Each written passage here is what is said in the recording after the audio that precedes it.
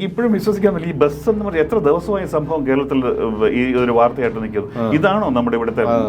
ഇതിനിടയ്ക്ക് എന്തെല്ലാം കാര്യങ്ങൾ സംഭവിക്കുന്നു. ഇവിടെ BJP തോറ്റാല് തോൽക്കുന്ന രാമനാണ്. അവിടെ രാമന് പേര് ദോഷം ഉണ്ടാക്കരുത്. അതുകൊണ്ട് BJP ജയിപ്പിക്കണം. കാരണം അത്രമാത്രം ലോ ലെവലിലേക്ക് അവര് പ്രചരണം കൊണ്ടുപോയി. പത്രപ്രവർത്തക നിലയിൽ 10 വർഷം ഇതെല്ലാം കഴിഞ്ഞ് എൻ്റെ ഉള്ളിൽ പോലും ഒരു ഭയമുണ്ട്. ഇത് അതായത് നമ്മുടെ അമേരിക്കയിൽ നടന്ന പോലെ ഇപ്പോൾ ഇലക്ഷൻ നടന്നു കഴിഞ്ഞാൽ തന്നെ പറയാൻ പാടില്ല, പക്ഷേ ഇലക്ഷൻ കടന്നാൽ തന്നെ മോദി വെറുതെ ഇറങ്ങി പോകുമോ എന്നൊരു ഒരു ഭയം നമ്മുടെ ഉള്ളിലുണ്ട്.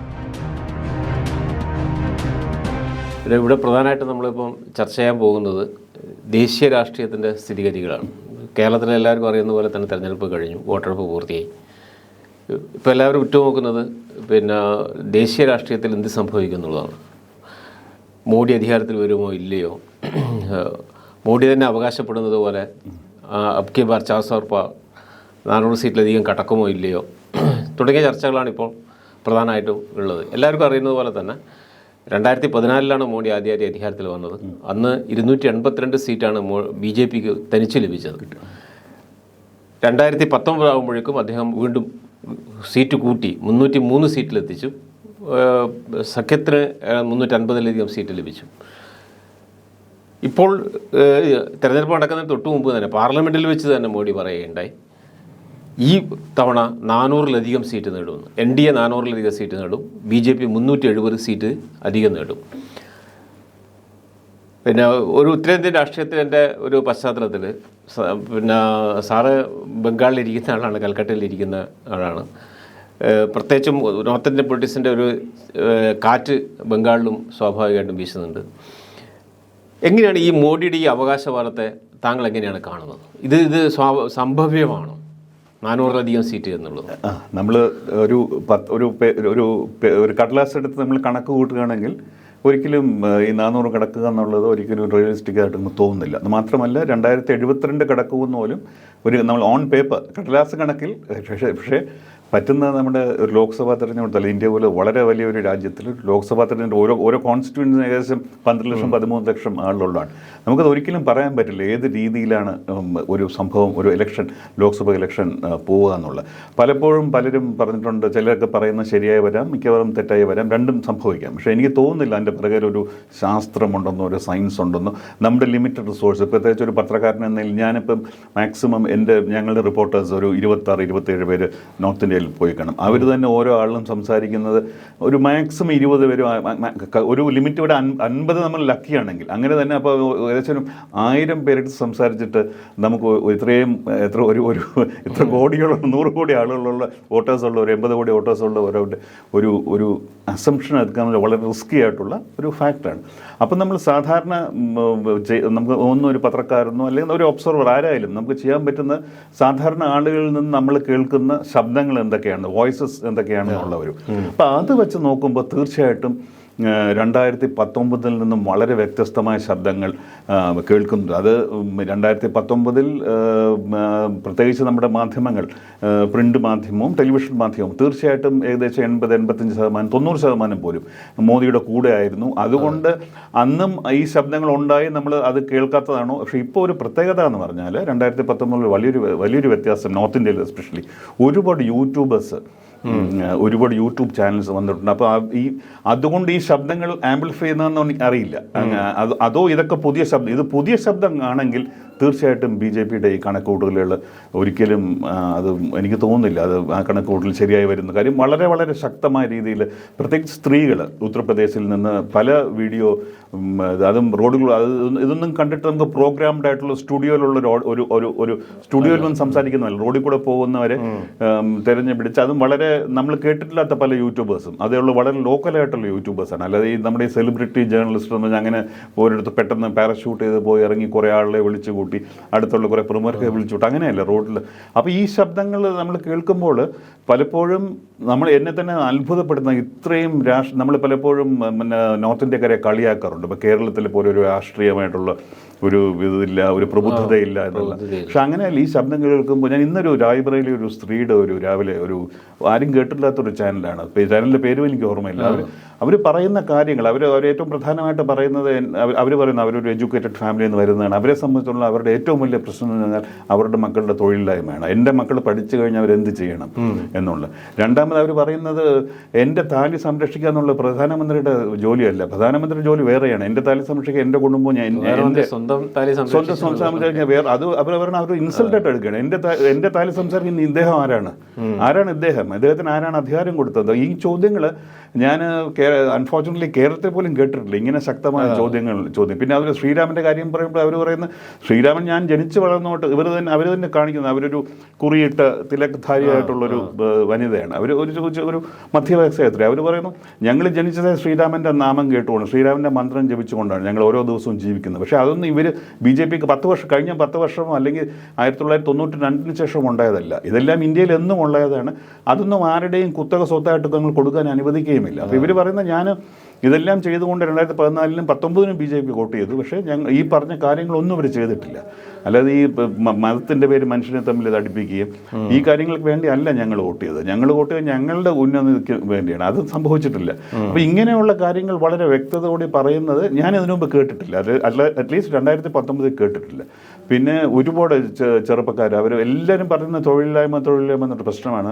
പിന്നെ അവിടെ ഒരു ലീക്ക് നടന്നു, ഒരു ക്വസ്റ്റ്യൻ പേപ്പർ ലീക്ക്, ഒരു റെയിൽവേ ടെസ്റ്റ് നടന്നു.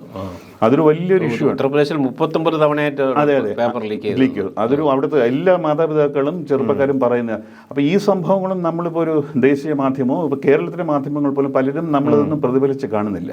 അപ്പോൾ ഇതാണ് അവിടുത്തെ ജനങ്ങളുടെ ഒരു മൂഡ്. ഇതിനറിയില്ല. ഇതിൻ്റെ തിരിച്ചൊരു വശത്ത് ഇത് 10 പേര് പറയുമ്പോൾ 50 പേര് അങ്ങനെയല്ല, രാമക്ഷേത്രമാണോ വലുത്, നരേന്ദ്രമോദി പറയുന്നത് എനിക്ക് മനസ്സിലായത്. പിന്നെ കഴിഞ്ഞ തെരഞ്ഞെടുപ്പിലും അതിന്റെ മുന്നേ തെരഞ്ഞെടുപ്പിലും 14 അക്ഷയ് ദിൻ എന്ന് പറഞ്ഞിട്ട് ക്യാമ്പയിൻ നറേറ്റീവ് ഉണ്ടായിരുന്നു. 2019 വികസിത് ഭാരത്, അല്ലെങ്കിൽ ഇത് തുടരാൻ, അക്ഷയ് ദിൻ തുടരാൻ വേണ്ടി എനിക്ക് വോട്ട് ചെയ്യണമെന്നാണ് മോഡി അഭ്യർത്ഥിച്ചത്. പക്ഷേ ഇക്കുറി മോഡിക്ക് അങ്ങനെ ഒരു നറേറ്റീവ് ക്രിയേറ്റ് ചെയ്യുന്നതിൽ പരാജയപ്പെട്ടോ? അങ്ങനെ ഒരു നറേറ്റീവ് ഇല്ല എന്നാണ് തോന്നുന്നത്. ഇത് മാത്രമല്ല, 2019 മാത്രമല്ല, നമ്മൾ ഈ നവംബറിൽ നടന്ന അസംബ്ലി തെരഞ്ഞെടുപ്പ് ഉണ്ടായിരുന്നല്ലോ, മധ്യപ്രദേശ്, രാജസ്ഥാൻ, ഛത്തീസ്ഗഡ്, ഈ സ്ഥലങ്ങളിലെല്ലാം നടന്നപ്പോൾ പോലും ഞങ്ങളുടെ പല റിപ്പോർട്ടേഴ്സും ഞാൻ ടെലിവിഷനിലും കണ്ട ആളുകൾ വളരെ വ്യക്തമായിട്ട് അവർ പറയുന്നുണ്ട്, അവരുടെ ജീവിതത്തിൽ വലിയ ഉന്നമനം വന്നിട്ടില്ലെങ്കിലും മോദി ഭാരതത്തിന് വളരെയധികം ഒരു പ്രൈഡ്, ഭാരതത്തിനെ കുറിച്ച് പറയുമ്പോൾ നമുക്കൊരു G20 മീറ്റിംഗ് എല്ലാം ആ സമയം നടന്നാണല്ലോ. അപ്പം അവർ തന്നെ പറയുന്നുണ്ട്, ഞങ്ങളുടെ ജീവിതത്തിൽ വലിയ മാറ്റമൊന്നും 10 വർഷമായിട്ട് ഉണ്ടായിട്ടില്ലെങ്കിലും ഭാരതം എന്ന് പറഞ്ഞാൽ മോദി അതിൻ്റെ പേര് അതിനൊരു സമ്മതി കിട്ടി, അതിൻ്റെ പേര്, ഭാരതത്തിൻ്റെ പേര് ഉയർത്തിപ്പിടിക്കാൻ കഴിഞ്ഞു. അതുകൊണ്ട് ഒരു ഫാമിലി പ്രത്യേകം എനിക്ക് ഓർമ്മയുണ്ട്. ഒരു കർഷക കുടുംബമാണ്, 17 വോട്ടേഴ്സ് ഉള്ളൊരു ഫാമിലിയാണ്. അപ്പോൾ അതിൽ ഗ്രഹനാഥൻ ഞങ്ങൾ റിപ്പോർട്ടേഴ്സ് അദ്ദേഹം പറയാണ് 10 വർഷമായിട്ട് ഒരു വ്യത്യാസവും ജീവിതത്തിൽ ഉണ്ടായിട്ടില്ല. പക്ഷേ ഈ 17 വോട്ടുകളും BJPക്ക് തന്നെ മധ്യപ്രദേശിൽ ഞങ്ങൾ വോട്ട് ചെയ്യും അന്ന് പറഞ്ഞു. പക്ഷേ ആ ഒരു നരേറ്റീവ് ഇപ്പോൾ ഒരു 4 മാസം പോലും ആയിട്ടില്ലല്ലോ. ഈ ശബ്ദങ്ങൾ ഇപ്പോൾ കേൾക്കുന്നില്ല. അതിനും ആരെങ്കിലും കാണിക്കാത്തതുകൊണ്ടാണ്. അപ്പോൾ ഞാൻ പറയുന്നത് ഒരു നരേറ്റീവ് ഇല്ല എന്നാണ് ഈ ശബ്ദം ഇതിൽ നമുക്ക് തോന്നുന്നത്. സാറ് പറഞ്ഞെടുത്തത് ഇപ്പം അടുത്ത കാലത്ത് മോഡി പൊതുയോഗങ്ങളിൽ പ്രസംഗിക്കുന്നതിൽ ഒരിക്കലും 400 സീറ്റ് കടക്കുമെന്ന് പറയുന്നില്ല. അടുത്ത കാലത്തൊന്നും പറയുന്നില്ല. പിന്നോട്ട് പോക്ക് തന്നെ. അത് മാത്രമല്ല, അദ്ദേഹം പറയുന്ന ആളുകളെ കൊണ്ട് പറയിപ്പിക്കുകയായിരുന്നു ആദ്യം. ഇങ്ങനെ അതിപ്പോൾ ഇദ്ദേഹം തിരിച്ചു ഇട്ടു. ഇദ്ദേഹം പറയിപ്പിച്ചിട്ട് ആളുകളെ കൊണ്ട് എന്ത് കാര്യം. അപ്പോൾ ഈ നറേറ്റീവ് കോൺസ്റ്റന്റ് ആയിട്ട് മാറ്റുകയാണ്. പക്ഷെ ഇത് ചില രാഷ്ട്രീയ നിരീക്ഷകർ പറയുന്ന അദ്ദേഹത്തിൻ്റെ ഒരു വളരെ ക്വിക്കായിട്ട് റിയാക്ട് ചെയ്യാൻ പറ്റുന്ന, ചേഞ്ച് ചെയ്യാൻ പറ്റുന്ന, അഡാപ്റ്റ് ചെയ്യാൻ പറ്റുന്ന ഒരു തന്ത്രമാണ്. അപ്പോൾ അതുകൊണ്ട് അദ്ദേഹം ചെയ്യുന്നതാണ് എന്ന് അദ്ദേഹത്തിന് സപ്പോർട്ട് ചെയ്ത് പറയുന്നു. പക്ഷേ മറ്റുള്ളവർ പറയുന്ന അങ്ങനെ ഇത് നമ്മൾ കണ്ട മോദിയല്ല.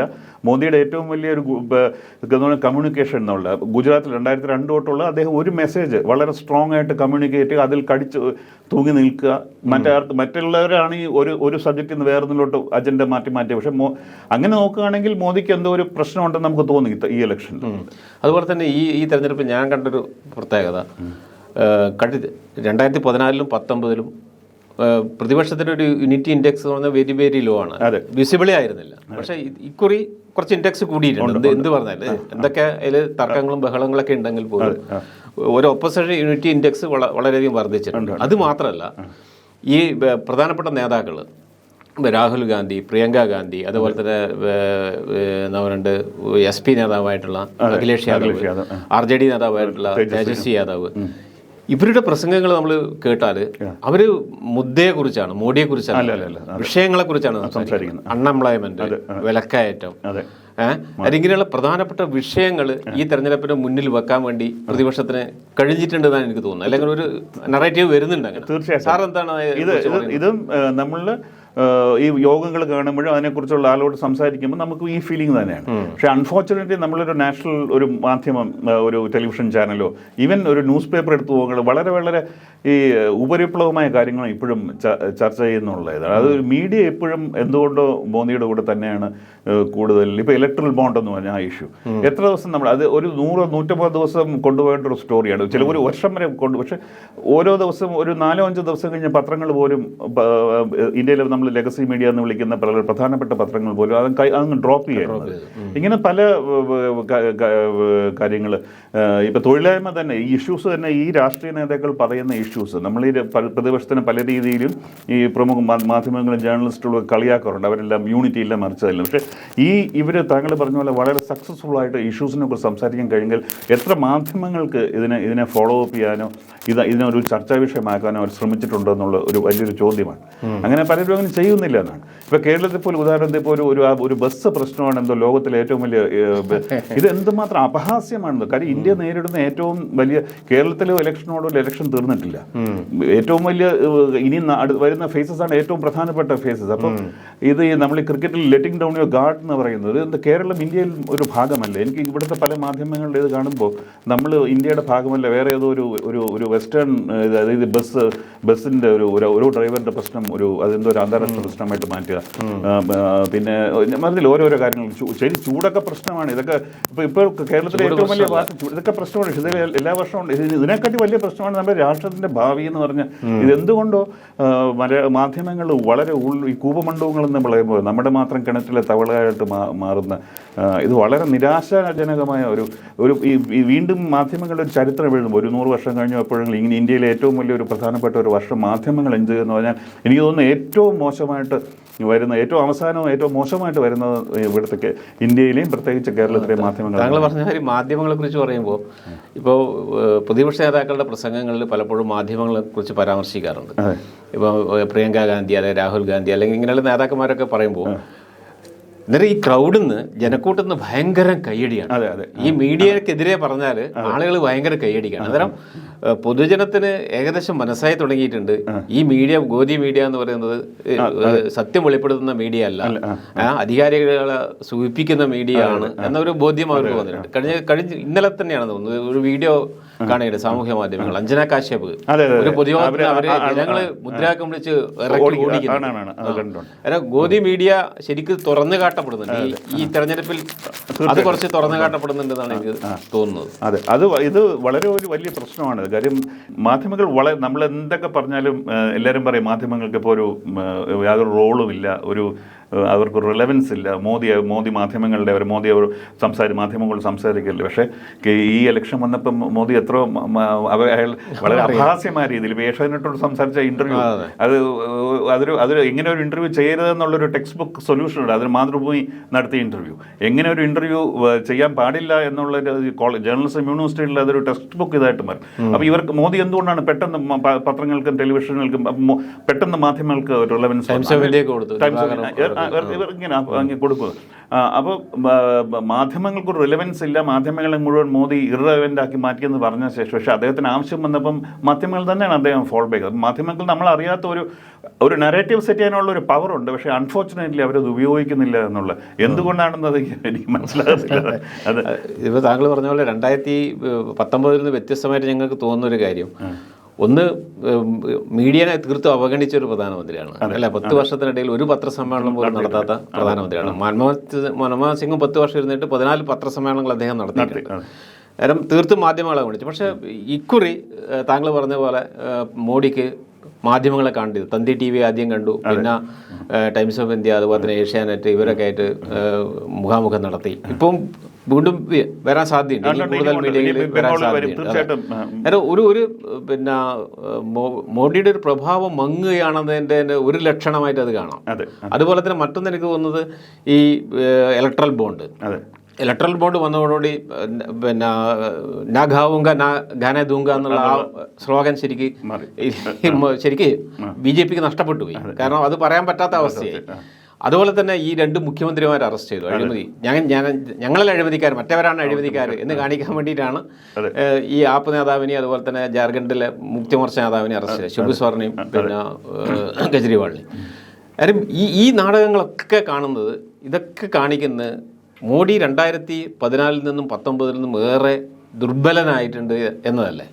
തീർച്ചയായിട്ടും അത് തന്നെയാണ് കാണിക്കുന്നത്. പക്ഷേ ഞാൻ വീണ്ടും ഒരു കോഷണറി ഇതായിട്ട് പറയുന്നത്, ഇങ്ങനെ വലിയ ഒരു വേവ് ഉണ്ടെങ്കിൽ ഒരു ഇലക്ഷൻ, ഒരു തരംഗം, ഇപ്പം തരംഗമില്ല എന്ന് നമ്മൾ, പക്ഷേ സാധാരണ രീതിയിൽ എനിക്ക് തോന്നുന്നു 84 ഇന്ദിരാഗാന്ധി മരിച്ച ഇലക്ഷൻ അല്ലാതെ അത് തരംഗം ഉണ്ടായിരുന്നു, അത് അനുകമ്പ തരംഗം എന്നുള്ളത്. അതല്ലാതെ അന്ന് പോലും പലരും അതിൻ്റെ ഒരു തരംഗം നമ്മൾ ഉള്ളപ്പോൾ ഒരിക്കലും നമുക്ക് കണ്ടുപിടിക്കാൻ പറ്റില്ലെന്നാണ്. തരംഗം ഉണ്ടായ ശേഷമാണ് അനുഭവപ്പെടുന്നതെന്നൊരു ഇലക്ഷൻ റിപ്പോർട്ടിംഗ് എന്ന് പറയുന്നത് പല ജേർണലിസ്റ്റിലും പറയുന്നില്ല. കാര്യം ഒരിക്കലും നമുക്ക് അറിയാൻ പറ്റില്ല. തരംഗത്തിൻ്റെ ഒരു പ്രത്യേകം അങ്ങനെയാണ്. ഈ 84 പോലും പലരും പറഞ്ഞത്, ഉദാഹരണത്തിന് വാജ്പേയി തീർച്ചയായിട്ടും ജയിക്കുന്ന ആ സീറ്റിൽ നിന്ന്. പക്ഷേ അത് അദ്ദേഹം അവിടെ നമ്മൾ അനുകമ്പത്തരംഗം ഉണ്ടാവെന്ന് അറിയായിരുന്നു. പക്ഷേ ഈ ഭീകരമായ രീതിയിൽ 400 കടന്നില്ല അന്ന്. അത് ഒരിക്കലും ആരും പ്രതീക്ഷിക്കാത്ത, എനിക്കോട് ഇന്ത്യ ടുഡേ മാത്രമായിരുന്നു അന്ന് സൂചിപ്പിച്ചത്. അല്ലാതെ വെറ്ററൻ ജേർണലിസ്റ്റ് എന്നുള്ളൊരു പലരും പറഞ്ഞാൽ അവർക്ക് പോലും അപ്പോൾ ഈ ലഹർ അല്ലെങ്കിൽ ഈ വേവ് എന്നുള്ളത് പലപ്പോഴും നമുക്ക് അറിയാൻ പറ്റില്ല എന്നുള്ള. അപ്പോൾ 2 രീതിയിൽ അപ്പോൾ ഇലക്ഷൻ്റെ ഒരു ഏറ്റവും നല്ലൊരു ഒരു ഈ അൺസർട്ടനിറ്റി എന്നൊരു വലിയ നല്ല കാര്യമാണ് ജനാധിപത്യം. നമ്മൾ ഒരിക്കലും ആര് ജയിക്കുന്ന പറഞ്ഞ് മുന്നോട്ട് പോകുന്ന ഇലക്ഷൻ നടത്തേണ്ട ആവശ്യമില്ലല്ലോ. അപ്പോൾ നമ്മൾ തീർച്ചയായിട്ടും ഈ നമ്മൾ പറയുന്ന കാര്യങ്ങൾ, ഈ സിഗ്നൽസ് എല്ലാം കാണിക്കുന്നത് മോദിക്ക് ദർ ഇസ് എ പ്രോബ്ലം എന്നുള്ളത് തീർച്ചയായിട്ടും ഉണ്ട്. പക്ഷേ അത് ഏത് രീതിയിൽ വോട്ടിലായിട്ട് വരുന്നുള്ളതിനെ കുറിച്ച് നമുക്ക് ഇപ്പോഴും അറിയില്ല. കാര്യം ഉത്തർപ്രദേശ് പോലൊരു സ്റ്റേറ്റിൽ അവിടെ വലിയ ചലനം ഉണ്ടാക്കാൻ കഴിഞ്ഞില്ലെങ്കിൽ മറ്റിടത്തുള്ളത് കൊണ്ട് എന്തുമാത്രം ഇതുകൊണ്ടാന്ന് ഇങ്ങനെയുള്ള ചില ക്വസ്റ്റ്യൻസ് ഉണ്ട്. അപ്പോൾ അതും നമ്മൾ മനസ്സിലെപ്പോഴും അത് വയ്ക്കാം, നമുക്ക് അറിയില്ല എങ്ങനെ മാറ്റില്ല. പിന്നെ വേറൊരു വലിയൊരു പ്രശ്നം നമ്മൾ ചർച്ച ചെയ്യാത്തത്, പ്രത്യേകിച്ച് ഇപ്പോൾ കോടതി വിധിയും കൂടെ വന്ന EVM-ൻ്റെ ഒരു വലിയൊരു അൺസർട്ടനിറ്റി ഉണ്ട്. അപ്പോൾ ഇതും ഞാൻ പറഞ്ഞു, ഇതും പത്രങ്ങൾ അവരുടെ മാധ്യമങ്ങൾ കൂടി മാത്രമേ ഇങ്ങനെ, കാര്യം പ്രത്യേകിച്ച് കോടതി പറഞ്ഞ സ്ഥിതിക്ക് ഇതിനകത്ത് പ്രശ്നമില്ല. പക്ഷെ നമ്മൾ വളരെ ചൂണ്ടിക്കാണുന്നത് ഒരു ഡെവലപ്ഡ് കൺട്രിയും ലോകത്തിലെ ഒരു കൺട്രിയും പൂർണ്ണമായിട്ടും ഈ EVM മാത്രമായിട്ട് അവർക്കൊന്നുമില്ലാത്ത എന്തോ ഒരു നമുക്ക് ഒരു പെർഫെക്ഷൻ ഇന്ത്യക്ക് ഉണ്ട് എന്ന് പറയുന്നതിൽ എന്തോ ഒരു അപാകതയുണ്ട്. അത് മാത്രമല്ല, ഒരു ജനാധിപത്യത്തിൽ വിശ്വസിക്കുന്ന ഒരു ഗവൺമെൻറ്, ഒരു ഇലക്ഷൻ കമ്മീഷൻ ആണെങ്കിൽ ഇത്രയും പേര് സംശയം പറഞ്ഞ സ്ഥിതിക്ക് അറ്റ്ലീസ്റ്റ് ഈ മുഴുവൻ ഈ പേപ്പർ ട്രെയിൽ എങ്കിലും എണ്ണാം. അത് എണ്ണ ഒരു കുഴപ്പമില്ല. സമയം കൂടുതലെടുക്കും, പൈസ കൂടുതലും, അതിനുള്ള ഇത് നമുക്കില്ല. അതിനുള്ള പൈസ നടക്കാൻ ഇതും കൂടെ ചെയ്യാമായിരുന്നല്ലോ, വെയിറ്റ് ചെയ്യാതെ കുഴപ്പമില്ല. അപ്പോൾ ജനങ്ങളുടെ സംശയം, ഒരു ജനാധിപത്യത്തിൻ്റെ ഏറ്റവും വലിയ ഒരു ഇതെന്ന് പറയുന്നത് ജനങ്ങൾക്ക് സംശയമുണ്ടെങ്കിൽ ആ സംശയം ദൂരീകരിക്കണം. തിരിച്ച് ബാലറ്റ് പേപ്പർ പോകണം എന്നല്ല പറയുന്നത്, കഴിയുന്നത്ര രീതിയിലുള്ള സംശയങ്ങൾ കഴിയും. പക്ഷെ അത് ചെയ്യാതെ മുഴുവൻ എണ്ണെങ്കിലും ഒരു മിഡ് വേ, അതായത് നിങ്ങളിങ്ങനെ എല്ലാവരും ഇങ്ങനെ സംശയം പറയുന്ന സ്ഥിതിക്ക് നമുക്ക് അതിൽ, പക്ഷെ പലരും ആവശ്യപ്പെട്ട് ബാലറ്റ് പേപ്പറിലോട്ട് പോകണമെന്ന്. അത് തന്നെ ചർച്ചാ വിഷയമാക്കേണ്ടതാണ്. വേണമെങ്കിൽ ഒരു ശരിയായ ജനാധിപത്യമാണെങ്കിൽ റഫറൻഡം ഒക്കെയാണ് വേണ്ടത്. ജനങ്ങൾ ചോദിക്കണം. ജപ്പാൻ അങ്ങനെ തിരിച്ചു, അതെ, നമ്മൾ റഫറൻഡം ജനങ്ങളോട് ചോദിക്കണം, നിങ്ങൾക്ക് ഏതാണ് വേണ്ടത്. അല്ലെങ്കിൽ കോടതിയല്ല ഈ കാര്യങ്ങൾ തീരുമാനിക്കണം. അപ്പോൾ ഇതും ഒരു ചർച്ചാ വിഷയമാക്കാൻ മാധ്യമങ്ങൾ അതായത് വാർത്തകൾ റിപ്പോർട്ട് ചെയ്യുന്നു, മറക്കുന്നു, പിന്നെ അടുത്ത വിഷയത്തിലേക്ക് പോകുന്നു. അതേസമയം ഞാൻ നേരത്തെ എനിക്ക് ഇപ്പോഴും വിശ്വസിക്കാൻ പറ്റില്ല, ഈ ബസ് എന്ന് പറഞ്ഞാൽ എത്ര ദിവസമായി സംഭവം കേരളത്തിൽ ഈ ഒരു വാർത്തയായിട്ട് നിൽക്കുന്നു. ഇതാണോ നമ്മുടെ ഇവിടുത്തെ? ഇതിനിടയ്ക്ക് എന്തെല്ലാം കാര്യങ്ങൾ സംഭവിക്കുന്നു. നരേന്ദ്രമോദി ഒരു കാര്യങ്ങൾ പാകിസ്ഥാനും കോൺഗ്രസും പച്ച കള്ളങ്ങൾ പറയുന്നു. ഇതൊന്നും ചൂണ്ടിക്കാണിക്കാതെ ഈ വളരെ, ഞാൻ വീണ്ടും ആ കൂവമണ്ടൂകം തന്നെ വാക്ക് തന്നെയാണ്, അങ്ങനെ ആയിപ്പോയി എന്നുള്ള രീതി. ഇതിപ്പോൾ മാധ്യമങ്ങൾ ഇങ്ങനെയുള്ള പല ഇഷ്യൂസും മാധ്യമങ്ങൾ വിചാരിച്ചാൽ മാത്രമേ നമുക്കൊരു ചർച്ചാ വിഷയമായിട്ട് നിൽക്കാൻ നോക്കുള്ളൂ. അല്ലെങ്കിൽ പൊളിറ്റീഷ്യൻസ് ലിമിറ്റേഷൻ ഒരു കോടതി പറഞ്ഞു കഴിഞ്ഞാൽ പിന്നെ അവർക്ക് അതിനെക്കുറിച്ച് പറയാൻ ബുദ്ധിമുട്ടായി. പക്ഷേ ഒരു മാധ്യമത്തിന് അതില്ല. മാധ്യമത്തിൻ്റെ ജോലി എന്ന് പറയുന്നത് മറ്റാരും പറയാത്ത കാര്യങ്ങൾ ചർച്ച ചെയ്യുക എന്നുള്ള, അതിനുള്ള ചർച്ചയ്ക്കുള്ള കളമൊരുക്കുക എന്നുള്ളൊരു റെസ്പോൺസിബിലിറ്റി ഉണ്ട്. താങ്കൾ പറഞ്ഞപ്പോൾ എനിക്ക് ഓർമ്മ വരുന്നത് ഈ സൂറത്ത്, അതുപോലെ തന്നെ ഇൻഡോർ, അതെ, ഏറ്റവും ലാസ്റ്റിൽ ഗാന്ധിനഗർ മത്സരിക്കുന്ന 16 പേര് പിൻവലിക്കാൻ വേണ്ടി ശ്രമിച്ചു. അതിൽ 3 പേര് പറയുന്നത് അതിൽ BJP മുന്നോട്ട് വെക്കുന്ന ആർഗ്യുമെന്റ് എന്താ വെച്ചാൽ ഈ സ്വതന്ത്രരായിട്ടുള്ള സ്ഥാനാർത്ഥികൾ എന്തിനാണ് നിൽക്കുന്നത്? രാഷ്ട്രീയ പാർട്ടികളല്ലല്ലോ. അത് പിൻവലിച്ച ചെലവ് കുറയില്ല. തെരഞ്ഞെടുപ്പ് തീരെ നടത്തിയില്ലെങ്കിൽ ചെലവ് തീരെ ഉണ്ടാവില്ല. ആ ലോജിക്കിലേക്ക് ബേസിക് ഇതുപോലും അത് പറയാനുള്ള ധൈര്യം അവർ കാണിക്കുന്നുള്ളതാണ്. അപ്പൊ അത് they can get away with it. അതൊരു ഗാന്ധിനഗറിൽ വന്ന് അതാണ്. ഇപ്പൊ എനിക്കറിയില്ല കേരളത്തിൽ എത്ര അത് ഇതും ദിവസം കൊണ്ട് റിപ്പോർട്ട് ചെയ്യാനുള്ള കാര്യം 3 പേര് സ്ക്രോൾ എന്ന് പറഞ്ഞ് പത്രത്തിന് ഓൺലൈൻ അവരോട് ഓൺ റെക്കോർഡ് പറഞ്ഞിരിക്കുകയാണ്. അതായത് ഞങ്ങളെ പോലീസുകാരെന്ന് വിളിച്ച് പോലീസിനകത്ത് ഇടപെടുകയാണ്, ഇവരെ ഭീഷണിപ്പെടുത്തുന്ന നേരിട്ട് ഇടപെടുക. അപ്പൊ ഇതൊന്നും സുപ്രീം കോർട്ട് കാണുന്നില്ല, ഇലക്ഷൻ കമ്മീഷൻ കേൾക്കുന്നില്ല.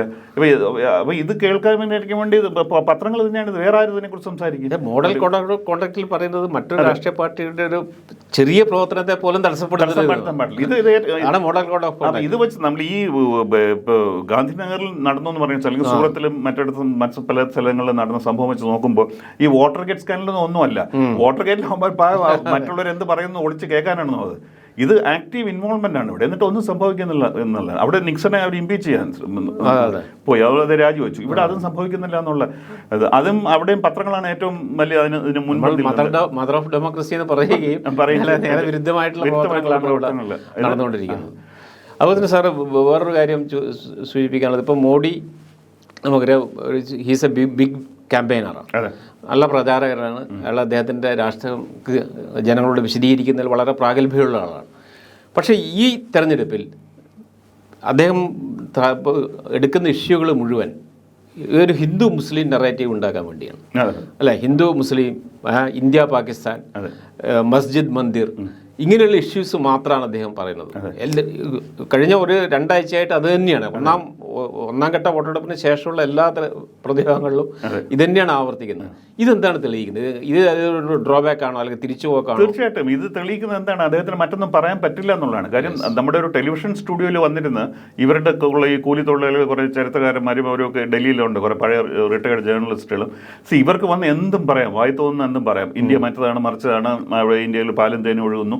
അപ്പോൾ ഇത് കേൾക്കുന്ന ഇവരുടെ ഓഡിയൻസ്, ഒരു മധ്യവർഗ ഓഡിയൻസ്, അവർക്ക് വളരെ സുഖകരമായി തോന്നും. പക്ഷെ മോദിക്ക് ഇതൊരു ഉത്തർപ്രദേശ് പോയി ഒരു ഗ്രാമത്തിൽ പോയോ അല്ലെങ്കിൽ ബീഹാറിലൊരിടത്ത് പോയോ മധ്യപ്രദേശിൽ പോയോ പറയാൻ പറ്റില്ല. കാര്യം പറയുകയാണെങ്കിൽ ഇതിന്റെ വിക്ടിംസ് ആണ് അവിടെ ഇരിക്കുന്നത്.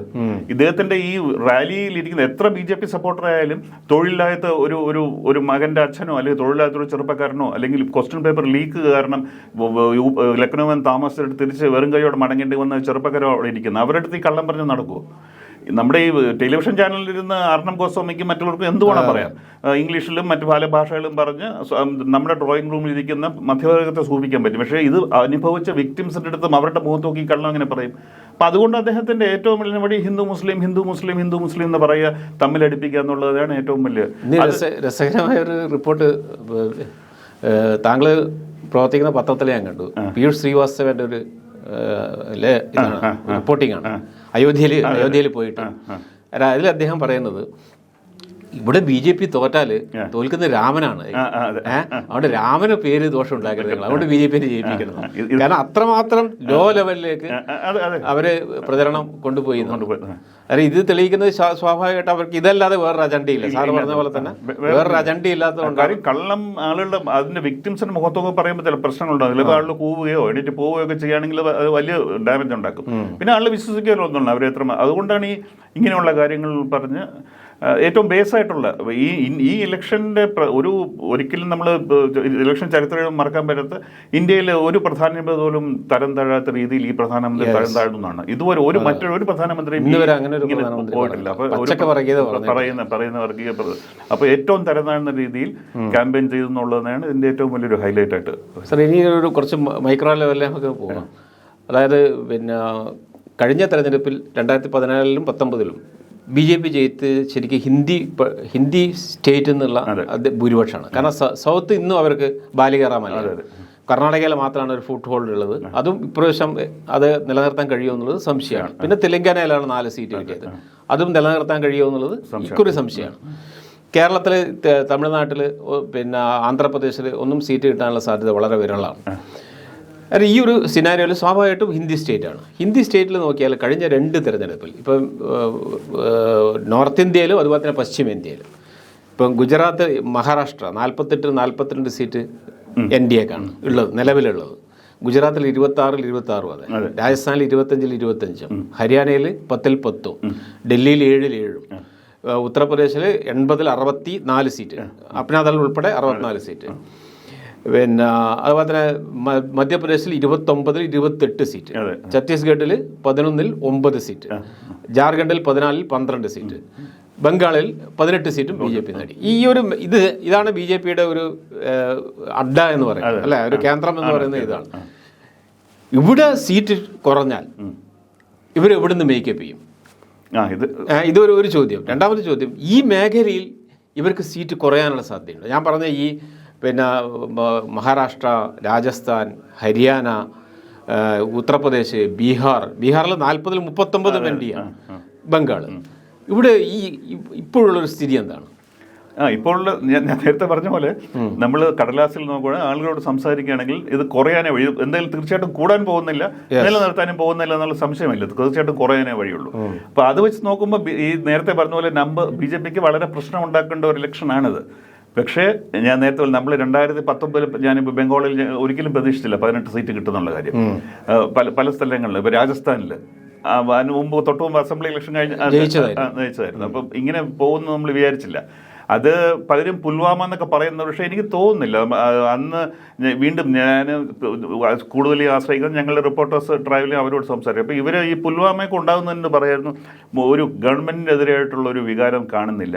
പിന്നെ അവർ ഏറ്റവും പ്രധാനമായിട്ട് പറഞ്ഞത് ഓപ്പോസിഷനെ കുറിച്ച് ആരും സംസാരിക്കുന്ന പോലുമില്ല എന്നുള്ള ആ കാലത്ത്.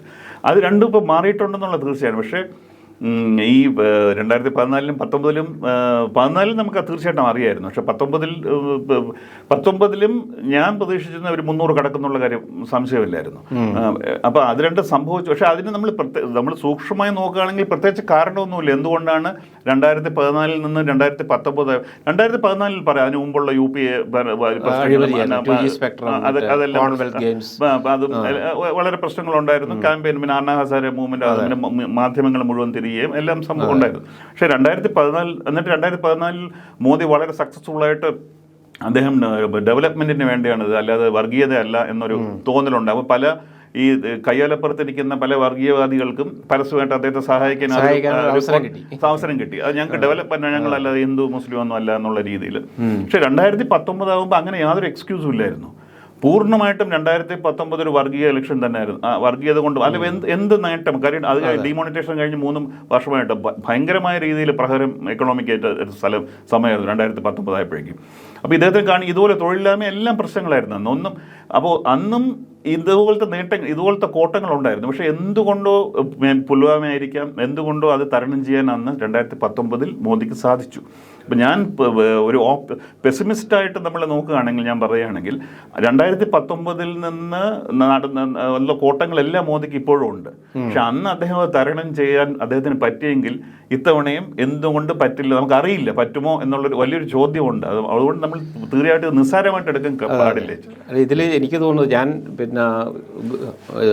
നമ്മുടെ മെയിൻ സ്ട്രീം മീഡിയൻ്റെ കണ്ടിട്ടുള്ള കാര്യങ്ങളല്ല പറയുന്നത്. ഞാൻ എന്താ പറയേണ്ടത്, ആൾട്ടർനേറ്റീവ് മീഡിയ എന്ന് പറയുന്ന രവീഷ് കുമാർ ഒഫീഷ്യൽ, അതുപോലെ തന്നെ അജിത് അഞ്ജുമിൻ്റെ ചാനൽ, ന്യൂസ് ലോഞ്ചർ, അശോക് വങ്കാടയുടെ ന്യൂസ് ലോഞ്ചർ, ഇങ്ങനെയുള്ള ഒരുപാട് വീഡിയോകൾ കാണുന്ന ആളാണ് ഞാൻ. അതിൽ നിന്ന് എനിക്ക് കിട്ടിയ ഇൻഫർമേഷനാണ് ഞാൻ ഷെയർ ചെയ്യുന്നത്. അതിൽ ബാറ്റിൽ ഗ്രൗണ്ട് സ്റ്റേറ്റ് എന്ന് അവർ പറയുന്ന സ്റ്റേറ്റുകളുണ്ട്. അതിലൊന്ന് പിന്നെ മഹാരാഷ്ട്രയിൽ ഒരു പ്രധാനപ്പെട്ട വിഷയമായിട്ട് വന്നിട്ടുള്ളത് മഹാരാഷ്ട്രയുടെ അന്തസ്സിനെ കളങ്കപ്പെടുത്തി മോഡി. അതായത് അവരുടെ ഒരു വർഗീയ പാർട്ടിയാണ് ശിവസേന. ഒറിജിനലൊക്കെ നമുക്കറിയാം എങ്ങനെയാണ് വന്നത്, മലയാളികൾക്കെതിരെയൊക്കെയുള്ള അല്ലേ കലാപമൊക്കെയാണ് വന്നത്. പക്ഷെ ആ ശിവസേന മറാഠ ഐഡന്റിറ്റി ആയിട്ട് ബന്ധപ്പെട്ട ഒരു സാധനമാണ്, ഒരു രാഷ്ട്രീയ പാർട്ടിയാണ്. NCP അതുപോലെ തന്നെ മഹാരാഷ്ട്ര ഐഡന്റിറ്റിയുമായി ബന്ധപ്പെട്ട ഒരു രാഷ്ട്രീയ പാർട്ടിയാണ്. അതിന് രണ്ടിനും തകർത്തു എന്ന് മാത്രമല്ല, അതിനെ ഭിന്നിപ്പിച്ചു. അവരുടെ ചിഹ്നം പോലും ചിഹ്നില്ല, എടുത്തു മാറ്റി. അങ്ങനെ ഒരു സാധനം വന്നപ്പോൾ താക്കറേക്ക് അനുകൂലമായിട്ട്, ഉദ്ധവ് താക്കറേക്ക് അനുകൂലമായിട്ട്, ശരത് പവാറിന് അനുകൂലമായിട്ട് ഒരു വലിയ വേവ് തന്നെ ഉണ്ട് എന്നാണ് ഇവരൊക്കെ അവകാശപ്പെടുന്നത്. അതിന് അവർ ചില വിഷ്വൽസ് കാണിച്ചിട്ടുണ്ട്. ന്യൂസ് ലോഞ്ചറിൽ ഒരു വിഷ്വൽ വന്നിരുന്നു. ഉദ്ധവ് താക്കറെയുടെ പൊതുയോഗങ്ങളിൽ വൻ ജനക്കൂട്ടാണ്. ശരത് പവാറിൻ്റെയും വൻ ജനക്കൂട്ടാണ്. മോദി 4 ലോക്സഭാ മണ്ഡലങ്ങളിൽ ഒരു റാലി പൂനെയിൽ നടത്തി. 70,000 കസാല ഇട്ടു. 70,000 കസാല, 5,000 പേരെ ഉണ്ടായിരുന്നു. 5,000 പേരെ വന്നുള്ളൂ. 5,000 പേരുണ്ട്, പക്ഷേ ബാക്കിൽ മുഴുവൻ കാലിയാണ്. ആ ഒരു വിഷ്വൽ അവർ ഷെയർ ചെയ്തു.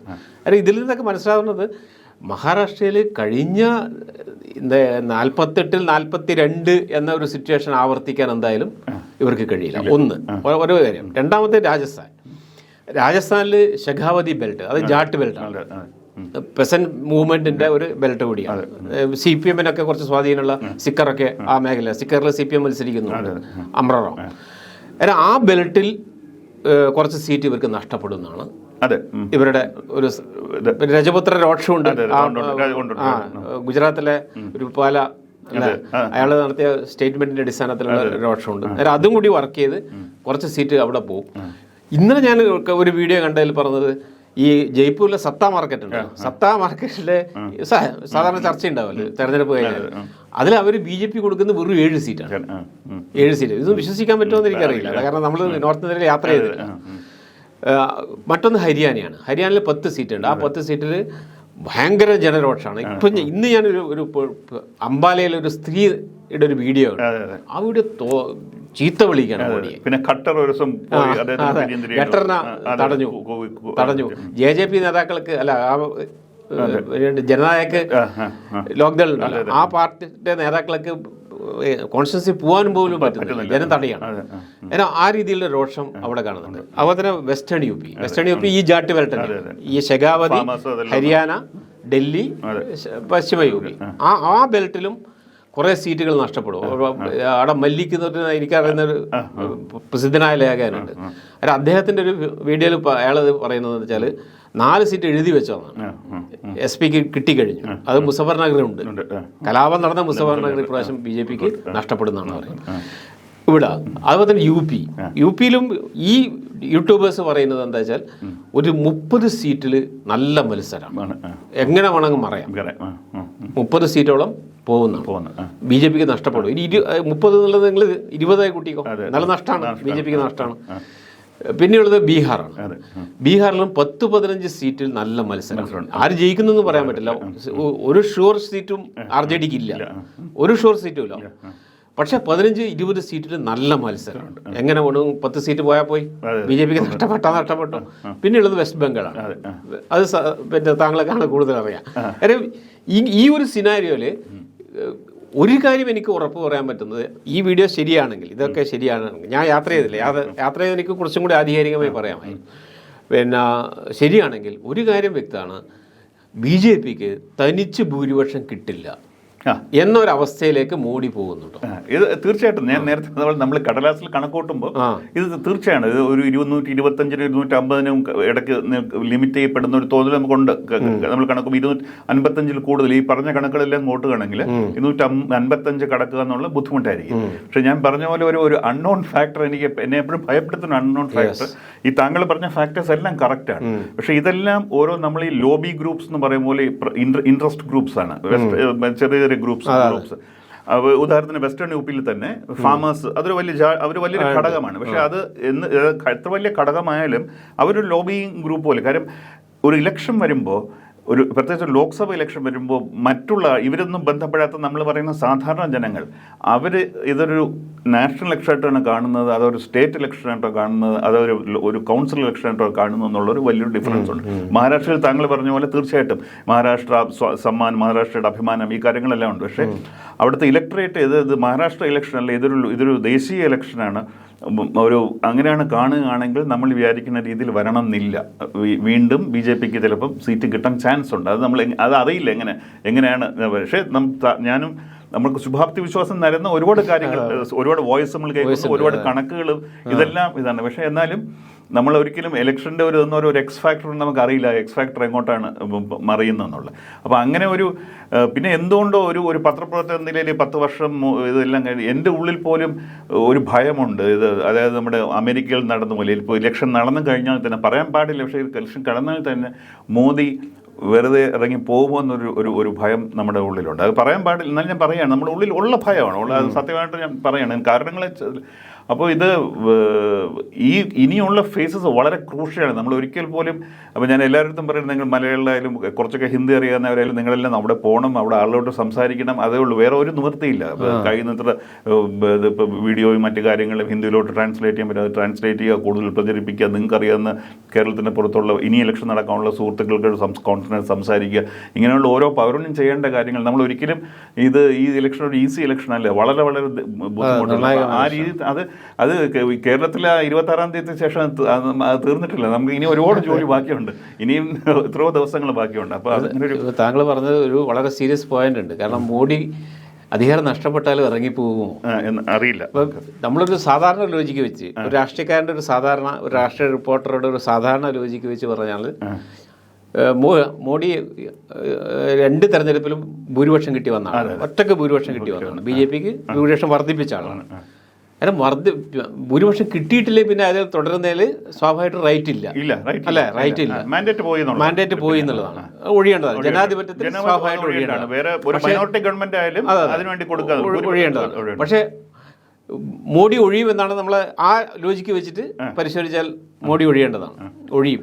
പക്ഷെ ഇപ്പം താങ്കൾ പറഞ്ഞു സാധ്യതയില്ല. കാരണം സാധ്യതയില്ലാതെ നല്ല ഉദാഹരണങ്ങളുണ്ട്. താങ്കൾ പറഞ്ഞ പോലെ തന്നെ ലോകത്തിലുള്ള എല്ലാ റൈറ്റിസ്റ്റുകളും അധികാരം ഉപേക്ഷിക്കുന്നതിൽ ഭയങ്കര മടി കാണിക്കുന്നവരാണ്. ഒന്ന് ട്രംപ്, ഭൂരിപക്ഷം നഷ്ടപ്പെട്ടു, ബൈഡൻ വിജയിച്ചു, പക്ഷേ ട്രംപ് അധികാരം കൈമാറാൻ വലിയ വിമിഷ്ടം കാട്ടി, അല്ലെ?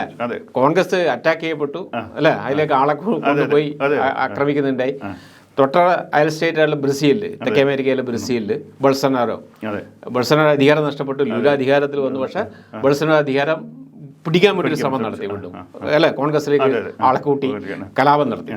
കാരണം അതുപോലെ ഒരു സീൻ ഇന്ത്യയിൽ നടക്കില്ല എന്നൊന്നും നമുക്ക് വിശ്വസിക്കാൻ വേണ്ടി കഴിയും. അത് മാത്രമല്ല, പൈസ ബിജെപിയുടെ ഇത്രയും പൈസ കയ്യിലുള്ളപ്പോൾ, ഉദാഹരണത്തിന് കേരളത്തിലെ ഒരു വളരെ ഇൻസിഗ്നിഫിക്കൻ്റ് ആയിട്ടുള്ള പേര് പോലും പറയാൻ എനിക്കാകില്ല, അദ്ദേഹം നമ്മൾ കഴിഞ്ഞ അസംബ്ലി ഇലക്ഷൻ പറഞ്ഞ എന്താണ് 36 സീറ്റ് കിട്ടുകയാണെങ്കിൽ. അപ്പോൾ അങ്ങനെയുള്ള മെന്റാലിറ്റി ഉള്ളവരെ നമ്മൾ എന്ത് രീതിയിൽ, അദ്ദേഹം എപ്പോഴും ആ പാർട്ടിയുടെ സ്ഥാനാർത്ഥിയായിട്ട് ഏത് രീതിയിൽ ഇങ്ങനെ ഒരാളെ, ഇതാണ് ഒരു താഴേക്കട ഒട്ടും സിഗ്നിഫിക്കൻ്റ് അല്ലാത്ത ഒരു നേതാവിന്റെ മനസ്ഥിതി ഇതാണെങ്കിൽ ഇത്രയും പവർ വീൽഡ് ചെയ്ത മോദിയുടെ മനസ്സിൽ എന്താണെന്ന് നമുക്ക് പറയാൻ പറ്റും. 36 സീറ്റ് മതിയെന്നാണ് അദ്ദേഹം പറയുന്നത്. 140 സീറ്റിൽ അസംബ്ലിയിൽ ഏത് മാത്തമാറ്റിക്സ് വെച്ചാണ് 36 സീറ്റ് കിട്ടുള്ളവർക്ക് ഭരണം? ആ ചിന്താഗതി അയാളുടെ ഉള്ളിൽ ഇപ്പം എന്താണ് നമുക്ക് അയാൾ പറഞ്ഞപ്പോൾ തന്നെ മനസ്സിലായില്ല എന്താണ് ഉദ്ദേശം. അപ്പൊ ഇതുപോലെ ഒരുപാട് കളികൾ ഇവർ കളിക്കുന്നുള്ളത് തീർച്ചയാണ്. ഇൻസ്റ്റിറ്റ്യൂഷൻസ് എല്ലാം അവരുടെ കൂടെയാണ് എല്ലാം. അപ്പൊ അങ്ങനെയുള്ള ഒരു പൗരർ എന്ന് ഞാൻ വീണ്ടും പറയുന്നത് അതുപോലെ വേറൊരു വളരെ ഈ ഇലക്ഷന് എന്തെങ്കിലും കാരണവശാൽ മോദി പരാജയപ്പെടുകയാണെങ്കിൽ അതൊരു പാർട്ടിയുടെ വിജയമല്ല, ഇന്ത്യൻ ജനതയുടെ ഒരു സൈലന്റ് മെജോറിറ്റിയുടെ വിജയമാണ്. ഈ സൈലന്റ് മെജോറിറ്റി എന്ന് പറയുന്നത് നമ്മൾ അവരുടെ ശക്തി എന്ന് പറഞ്ഞാൽ വളരെ അഭൂതപൂർവമായ ഒരു ശക്തിയാണ്. അപ്പോൾ ആ സൈലന്റ് മെജോറിറ്റി ഈ വോട്ട് ചെയ്തതോടെ അവരുടെ ജോലി മാറുന്നില്ല. ഇനിയൊരു പുതിയ സർക്കാർ വരെ ആ സർക്കാരിനെ ഒരു വാച്ച് ഡോഗായിട്ട് വാച്ച് ചെയ്ത് ആര് വന്നാലും ശരി തിരുത്തൽ ശക്തിയായിട്ട് നിൽക്കാനുള്ള കാര്യം.